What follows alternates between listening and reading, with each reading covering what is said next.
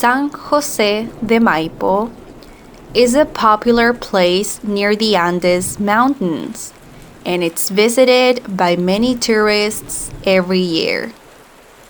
Known for offering breathtaking views, this place sits about an hour away from Santiago, the capital of Chile.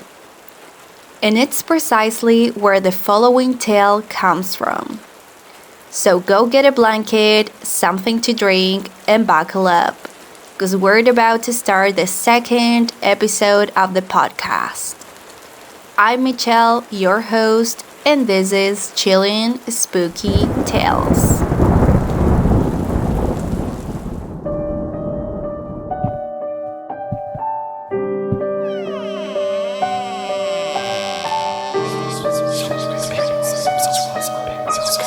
Chilean Spooky Tales.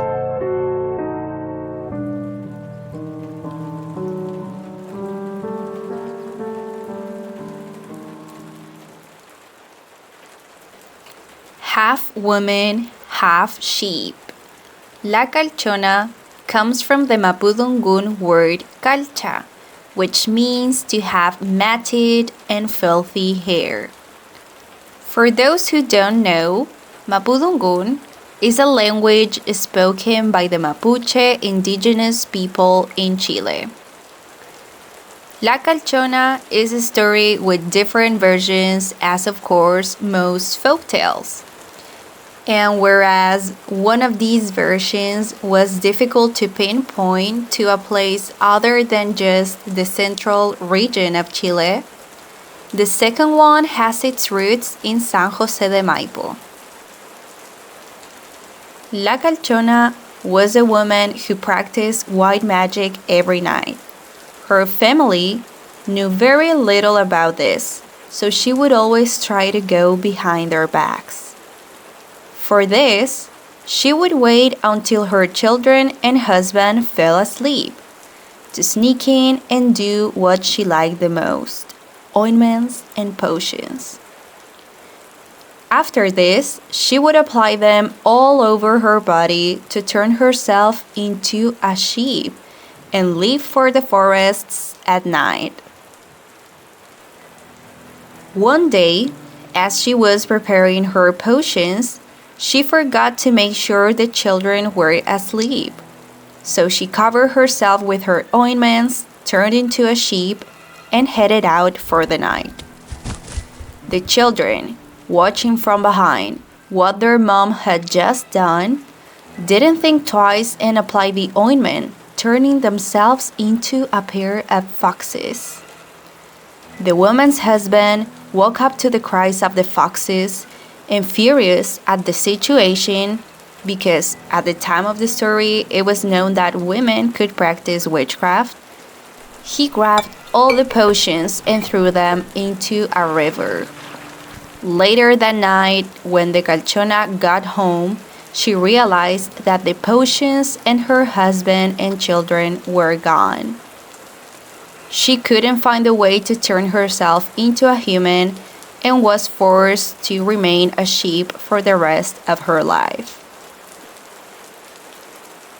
A slightly different version of the tale suggests that once the children of La Calchona turned into foxes, they escaped to the forests, and now she wanders the forests looking for them.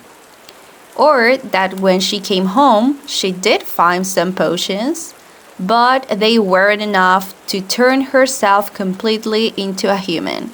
So she ended up having a human face and human limbs, but the torso remained sheep-like.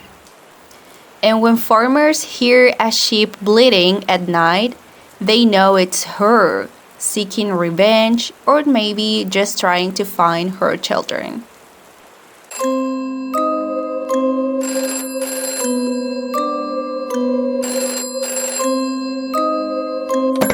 Hello.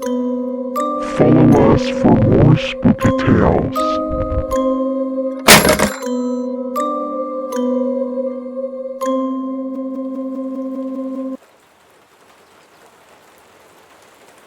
Let's move on to the next story. La Calchona from San Jose de Maipo. This tale describes a shepherdess who was murdered by a group of horsemen who were heading to a rodeo that day.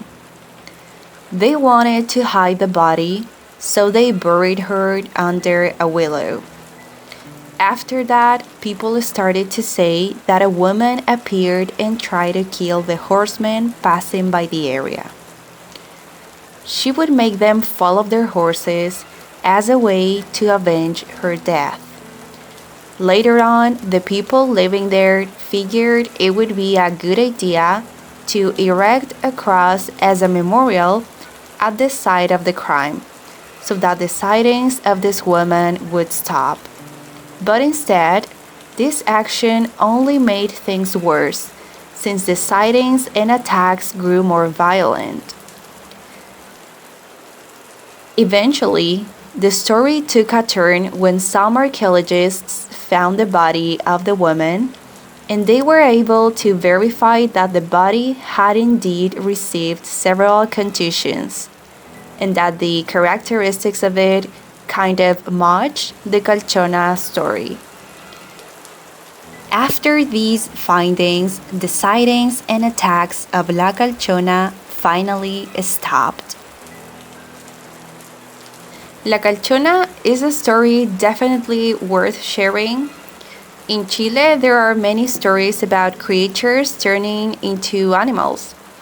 Last episode, we talked about Chonchon, a sorcerer that turns into a bird.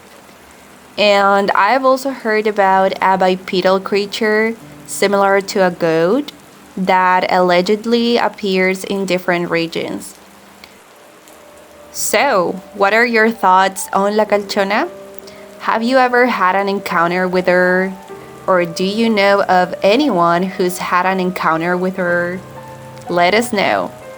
This was all for today. I hope you enjoyed this episode and see you on the next one with more spooky tales.